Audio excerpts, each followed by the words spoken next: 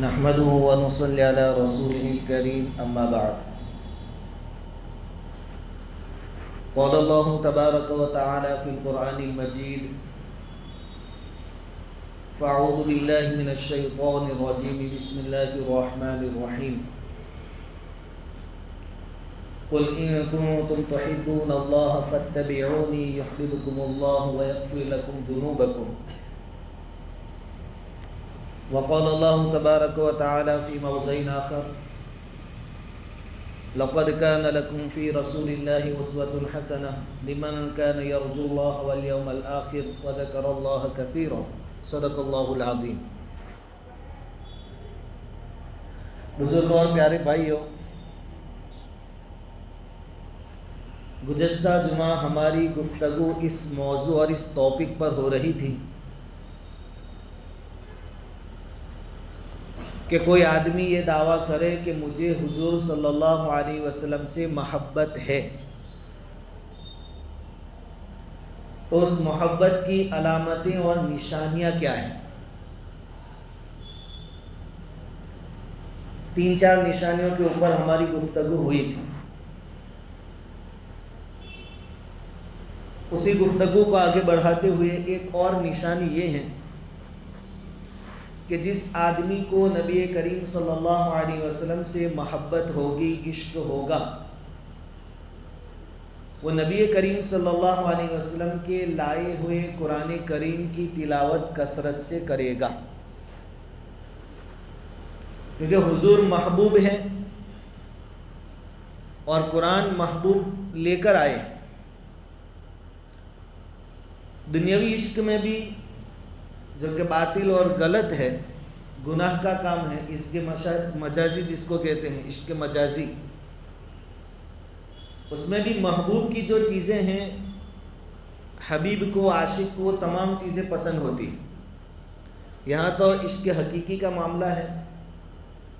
تو نبی کریم صلی اللہ علیہ وسلم قرآن کریم لے کر تشریف لائے دنیا میں، تو قرآن کے ساتھ بھی ایک ایمان والے کا مضبوط تعلق ہونا چاہیے. قرآن کریم میں 2 چیزیں ہیں، ایک تو اس کی تلاوت اور دوسری چیز ہے اس کے اندر جو باتیں بتائی گئی اس پر عمل کرنا. جن لوگوں کو قرآن کریم سے محبت تھی، ان لوگوں نے واقعتاً قرآن کریم کا حق ادا کیا. حضرت عثمان غنی رضی اللہ تعالیٰ عنہ کے بارے میں آتا ہے کہ نفل نماز کی 1 رکعت کے اندر قرآن پورا پڑھ جاتے تھے، پورے قرآن کی تلاوت 1 رکعت کے اندر. امام ابو حنیفہ رحمۃ اللہ علیہ کے بارے میں ہم سنتے ہیں، خاص کر کے رمضان میں جب بیانات ہوتے ہیں اس وقت، کہ امام صاحب رمضان میں 7 قرآن کریم ختم کرتے تھے. 30 قرآن کریم دن کے روزے کی حالت کے اور 30 رات کے، 7 قرآن کریم. اور ہمارا معاملہ یہ ہے کہ ہمیں معلوم ہے کہ آج جمعہ میں فجر کی نماز میں شاید امام صاحب سورہ سجدہ اور سورہ دہر پڑھیں گے تو 12-13 منٹ ہو جائے. تو ہم اس وقت کوشش یہ کرتے ہیں کہ آج کی فجر کسی اور مسجد میں پڑھ لیتے ہیں جہاں 8 منٹ میں نماز پوری ہو جائے. یہ قرآن کریم کے ساتھ ہمارا عشق ہے، تعلق. رمضان المبارک میں تراویح کتنی مشکل معلوم ہوتی ہے ہمیں. ہمارا نوجوان طبقہ ماشاءاللہ مسجد تو آ جاتے ہیں، ماحول کا ایک اثر ہوتا ہے اور لوگوں کی ملامت کا بھی ڈر ہوتا ہے کہ اگر یہاں چوراہے پر بیٹھے رہیں گے نماز کے وقت تک کوئی بھی کہے گا. مسجد میں آ جاتے ہیں اور اسی زمانے میں IPL وغیرہ چلتا ہوتا ہے. سنی سنائی باتیں نہیں بلکہ دیکھا بھی ہے کہ مسجد میں صحن میں بیٹھ کر وہ IPL کا اسکور دیکھتے ہیں، میچ. مسجد کا حصہ ہے حالانکہ صحن ہمارے مرکز میں. تو یہ ہے ہمارا قرآن کے ساتھ عشق.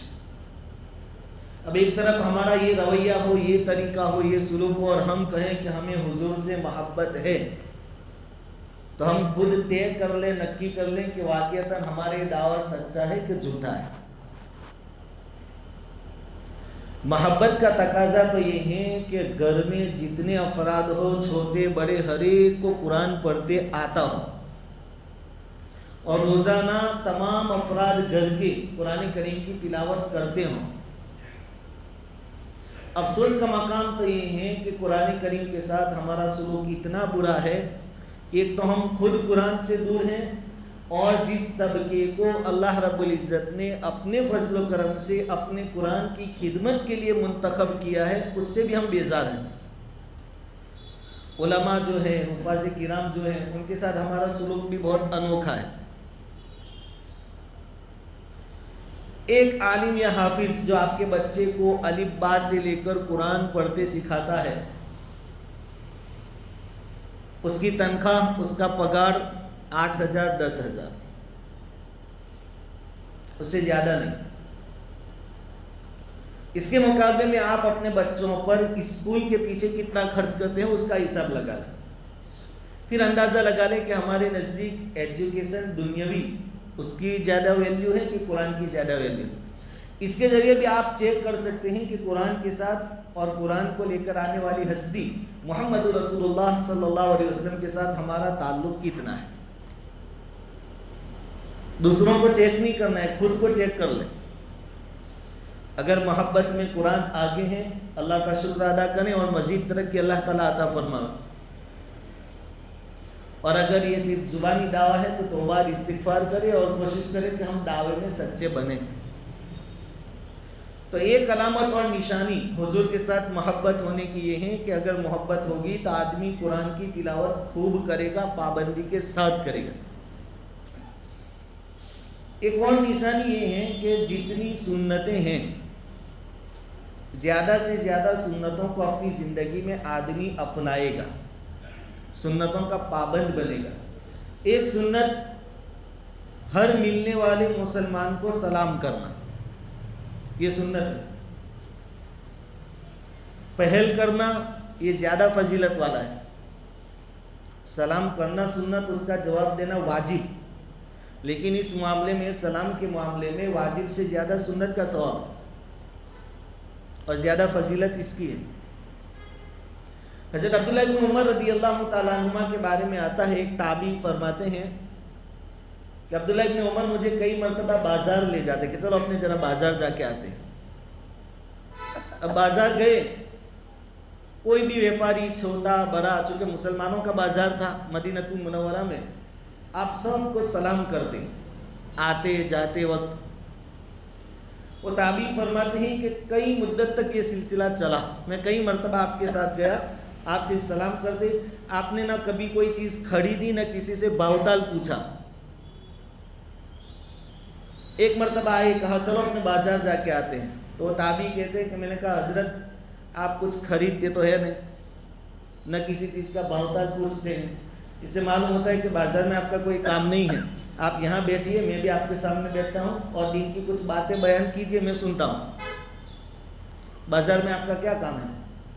حضرت عبداللہ ابن عمر رضی اللہ تعالیٰ عنہ نے فرمایا کہ میں بازار صرف اس نیت سے جاتا ہوں کہ سب کو سلام کروں، صرف سلام کرنے کی نیت سے، کہ سلام کرنا سنت ہے تو سنت پر عمل ہو جائے، اس لیے میں بازار جاتا ہوں۔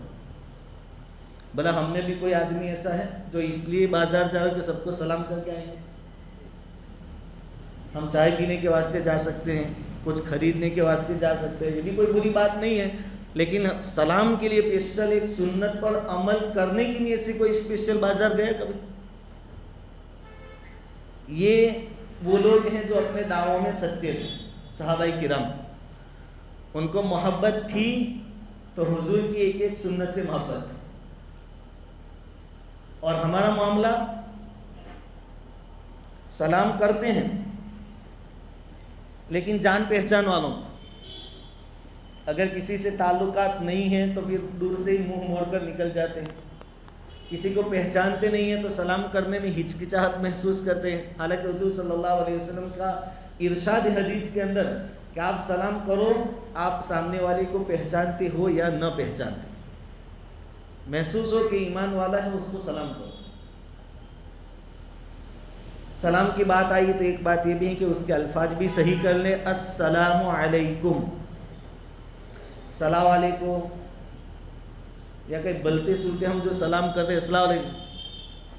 اور چونکہ زمانہ فاسٹ ہے، دو آدمی سمجھ لو ایک بائک سے ادھر جا رہے ہیں کدھر جا رہے ہیں، اب وہ سلام کرے گا، جواب سننے سے پہلے تو دونوں وٹ گئے ہوں گے ادھر ادھر. تو آدمی گھر سے مینٹلی تیار ہو کر نکلے. ایسا کئی مرتبہ ہوتا ہے کہ آپ کئی دعا پڑھ رہے ہیں اور کوئی آیا بھائی السلام علیکم، اب وہ جواب سنے بغیر، حالانکہ اس کو جواب سنانا ضروری ہے. یہ بھی مسئلہ ہے. سلام مختصر السلام علیکم بہت ہو گیا. اگر فاسٹ گزر رہے ہیں سامنے والا جواب دے دے وعلیکم السلام، لیکن الفاظ صحیح، السلام علیکم، السلام علیکم، السلام علیکم. اور واٹس ایپ والا سلام تو اس کا تو ثواب بھی نہیں ملے گا، سلام صرف سلام، یا اس پھر ڈاٹ ڈاٹ ڈاٹ. صحیح معنی میں سنت ادا کر. تو صحابہ کرام کو حضور سے محبت تھی، آپ کی اداؤں سے محبت تھی. حضرت عبداللہ ابن عمر رضی اللہ تعالیٰ عنہ کئی مرتبہ بازار صرف سلام کی سنت زندہ کرنے کے واسطے تشریف لے جاتے. تو اس سے ہم کہہ سکتے ہیں کہ وہ لوگ اپنے وعدوں میں سچے تھے. ایک اور نشانی کہ ہمیں حضور سے محبت ہے کہ نہیں، وہ نشانی یہ ہے کہ حضور کے جتنے ارشادات ہیں جن کو ہم حدیث کہتے ہیں، ان حدیثوں کے ساتھ بھی ہمیں محبت ہونی چاہیے کہ کس کا فرمان ہے، میرے نبی کا فرمان. اگر یہ بات ہمارے اندر آ گئی کہ کس کا فرمان ہے، میرے نبی کا فرمان ہے، تو ہمارے اسٹیٹس پر شعر شاعری اور کسی کو طنز طعنہ اس کی جگہ پر روزانہ حدیثیں ملے. کیونکہ آدمی کو جس کے ساتھ محبت ہوتی ہے اس کی باتیں آدمی بار بار دہراتا ہے، سنتا بھی ہے بار بار اور لوگوں میں بار بار نقل بھی کرتا ہے. پھر آدمی کی یہ کوشش ہوگی کہ چلو آج کم سے کم 10-20 آدمیوں کو میرے آقا کی حدیثیں پہنچا دوں. پھر آپ کو شاعروں کی یا بیک گراؤنڈ میں جہاں میوزک بجتا ہو ان لوگوں کی یا ایسے گانوں کی ایسے سین کی کوئی ضرورت پیش نہیں آئی. تو محبت ہے، اس کی ایک نشانی ہے کہ حضور کی حدیثوں سے بھی محبت ہو. حضرت عبداللہ بن مبارک رحمۃ اللہ علیہ حضرت امام مالک رحمۃ اللہ علیہ کے بارے میں فرماتے ہیں کہ حضرت امام مالک رحمۃ اللہ علیہ حدیث کا درس دیا کرتے تھے اور ایک بڑا مجمع درس میں آتا تھا. ایک مرتبہ حضرت امام مالک رحمۃ اللہ علیہ درس دے رہے تھے. حضرت عبداللہ بن مبارک رحمۃ اللہ علیہ کہتے ہیں کہ میں نے بارہا دیکھا کہ آپ کے چہرے کا رنگ بدل رہا ہے، آپ کچھ پریشان سے لگ رہے ہیں. لیکن درس معمول کے مطابق چلتا رہا. جب درس ختم ہو گیا اور جو طلبہ اور لوگ وغیرہ سننے آئے تھے وہ چلے گئے، ادھر ادھر ہو گئے، تو حضرت عبداللہ بن مبارک کہتے ہیں میں نے پوچھا کہ حضرت آج درس کے دوران سبق کے درمیان آپ کا چہرہ بدلا ہوا نظر آیا بار بار. حضرت امام مالک رحمۃ اللہ علیہ نے فرمایا کہ بات یہ ہے کہ آج میرے کپڑوں میں بچھو گھس گیا تھا، درس دے رہا تھا تب، اور دوران درس 16 مرتبہ اس نے مجھے ڈسا ہے. کہا کہ حضرت آپ نے درس موقوف کیوں نہیں کیا؟ ہماری تو مکھی بھی نماز بگاڑ دیتی ہے، چونٹی کاٹ لے تو ہمارا دھیان ادھر ادھر ہو جاتا ہے، یہاں تو بچھو کاٹ رہا تھا. کہا کہ نہیں، حضور صلی اللہ علیہ وسلم کی احادیث میں بیان کر رہا تھا، اور حضور کی حدیثوں کی تعظیم یہ ہے، اس کے اعزاز کا تقاضا یہ ہے کہ درمیان سے اس کو قطع نہ کیا جائے. اس لیے بدستور معمول کے مطابق میں نے اپنا درس پورا کیا، اب اس کی علاج کی فکر کریں گے آگے، چونکہ حدیثیں بیان ہو رہی تھی اور ہمارے یہاں دین کی بات ہو رہی ہو، بیانات ہو رہی ہو، تفسیر ہو رہی ہو. پہلا مسئلہ تو یہ ہے کہ سننے کے لیے تیار نہیں ہے، اور دوسری بات یہ کبھی کوئی تھوکنے نکلتا ہے، کبھی کوئی پیشاب کرنے نکلتا ہے، کبھی کہیں موبائل پر کسی کا فون آ گیا تو نکلتا، کبھی کبھی میچ چالو ہو تو جماعت خانے میں بھی اسکور چیک کر لیتے ہیں. ایسے کئی لوگ دکھے جماعت خانے میں بھی، اور ادھر قرآن اور حدیث کی باتیں ہوتی ہیں. یہ ہمارے نزدیک اس کا اتنا ویلیو ہے اللہ کے نبی صلی اللہ علیہ وسلم کی حدیث کا. انہیں امام مالک رحمۃ اللہ علیہ کے بارے میں آتا ہے کہ جب حدیث کا درس دینے کے واسطے بیٹھتے، غسل کرتے یا وضو کی ضرورت ہوتی وضو فرماتے، پھر خوشبو لگاتے داڑھی پر، کپڑوں پر، اور پورے وقار کے ساتھ بیٹھتے. شاگردوں نے پوچھا کہ آپ اتنا اہتمام کرتے ہیں؟ کہا کہ حضور کی سنت ہم بیان کر رہے ہیں، اس کا تقاضا یہ ہے. جن کو کوئی مجبوری ہے وہ تو الگ بات ہے کہ بھائی بیانات میں، درس وغیرہ میں دیوال کے ساتھ ٹیک لگا کر بیٹھے. ہمارے یہاں تو بیانات میں بھی مجمع کو بتانا پڑتا کہ بیچ میں بیٹھو، بیان کرنے والے کے سامنے بیٹھو. سب ٹیکے والی سرکار ہوتی ہے، پہلے سے ہی دیوال کا سہارا پکڑ لیتے. یہ بھی ویسے امام مالک رحمۃ اللہ علیہ کے نظریے سے دیکھنے جاؤ تو تعظیم کے خلاف ہو گئے. دین کی بات سننے آئے ہیں تو ادب و احترام کے ساتھ سنیں. شیخ الحدیث حضرت مولانا زکریا صاحب نور اللہ مرکزہ کے بارے میں لکھا ہے. وہ فرماتے ہیں ان کے وہاں بھی حدیث کا کتنا اہتمام ہوتا تھا، کیسی تعظیم ہوتی ہے. اس کے متعلق واقعہ لکھا ہے کہ وہ فرماتے ہیں کہ میرے والد صاحب کے ساتھ ہم پڑھتے تھے مولانا یحییٰ صاحب کے پاس حدیث. میرا ایک دوست تھا، ہم دونوں کے اندر دو باتوں کا اہتمام تھا. ایک بات تو ہم دونوں ساتھیوں نے یہ طے کر رکھی تھی کہ کوئی بھی حدیث ایسی نہیں ہونی چاہیے جس میں سبق میں ہم نہ ہو. ہر حدیث میں ہم ہونے چاہیے، اول سے آخر سال تک کوئی حدیث سبق کی چھوٹنے نہ پائے. اور دوسرا اہتمام یہ تھا کہ کوئی بھی حدیث بغیر وضو کے سنیں گے نہیں، وضو کے ساتھ ہی سنیں گے. اب ظاہری بات ہے کہ پہلے زمانے میں 6-6 7-7 گھنٹوں تک لگاتار سبق ہوتا تھا. تو پیشاب پاخانے کا تقاضا کبھی پیش آ گیا، وضو ٹوٹ گیا. اب وضو کرنے آدمی جائے گا یا تقاضے سے فارغ ہونے کے واسطے جائے گا تو 1-2 حدیث سبق کی رہ جائے گی. بیٹھا تو رہے گا نہیں کیونکہ وضو نہیں ہے اور وضو کے بغیر نہیں سنیں گے، ایسا انہوں نے طے کر رکھا تھا. تو شیخ الحدیث صاحب فرماتے ہیں کہ میں نے اور میرے ساتھی نے یہ نکی کر رکھا تھا کہ جب کبھی وضو کے لیے جانا پڑے تو اپنے دوسرے ساتھی کو ذرا کوہنی مار دیں، جب تک وہ فارغ ہو کر نہ آوے وضو کر کے، وہاں تک ہم ہمارے والد صاحب کو کسی علمی سوال کے اندر الجھا دیتے تھے. کوئی اعتراض کر دیتے کہ یہ بات سمجھ میں نہیں آئی، یہ یہاں اعتراض ہے، یہ سوال ہے. جب تک یہاں سوال حل ہو وہاں تک وہ ساتھی وضو کر کے آ جاتا. یہ ان کا طریقہ تھا. شیخ الحدیث صاحب فرماتے ہیں کہ والد صاحب پہلی مرتبہ میں سمجھ گئے کہ یہ کیا ہوا. سبق کے درمیان ایک نے ہاتھ مارا اور دوسرا اٹھ کے گیا اور جلدی جلدی آیا تو آستینیں اتار رہا تھا، پانی ٹپک رہا تھا، انہیں وضو کر کے آیا اور وہ گیا. اتنی دیر میں اس نے سوالوں میں الجھایا. کہا کہ یہ سلسلہ دیکھ کر والد صاحب مسکرائے، ان کو بھی اچھا لگا. پھر بہت 2-4 مہینے کے بعد یہ مسئلہ پیش آتا رہا ہوگا تو ایک مرتبہ جب ایسا کر کے ساتھی کو تقاضا ہوا، اس نے حضرت کو ذرا کوہنی ماری. اب وہ جیسے ہی گیا ساتھی وضو کرنے کے واسطے، حضرت نے شیخ الحدیث صاحب نے اعتراض شروع کیا اور کہتے بغیر سوچے سمجھے میں نے بولیا کہ حضرت فتح القدیر میں تو ایسا ہے. حالانکہ وہاں فتح القدیر جو کتاب ہے اس کا کوئی تذکرہ نہیں تھا اس وقت. ادھر بول دیا. اسی طرح ان کو روکنا تھا، سبق آگے بڑھنے نہیں دینا تھا ساتھی واپس آنے تک.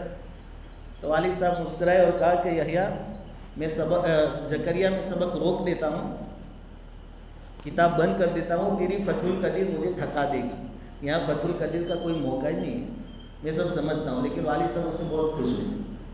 تو ان کے نزدیک یہ اہتمام تھا کہ حضور صلی اللہ علیہ وسلم کی ایک ایک حدیث ہمارے سامنے آوے، اس میں ہم غیر حاضر نہ ہوں اور جو بھی حدیث سنیں بغیر وضو کے نہ سنیں. ہم کم سے کم اتنا اہتمام کریں کہ ہفتے میں ایک دن جمعہ کے دن اہتمام کے ساتھ اذان سے 10-15 منٹ پہلے مسجد میں آ جایا کریں. 20-1 منٹ جلدی آ جائے تو سورہ کہف کی تلاوت بھی ہو جائے اور یہاں جو دین کی باتیں ہوتی ہیں اس کو سنیں، اس کے بھی اثرات ہوں گے، اچھے نتیجے آئیں گے سامنے. پابندی کے ساتھ سنیں. اسی طرح ہفتے میں گشت کا دن ہوتا ہے، دین کی باتیں ہوتی ہیں تبلیغی لائن سے.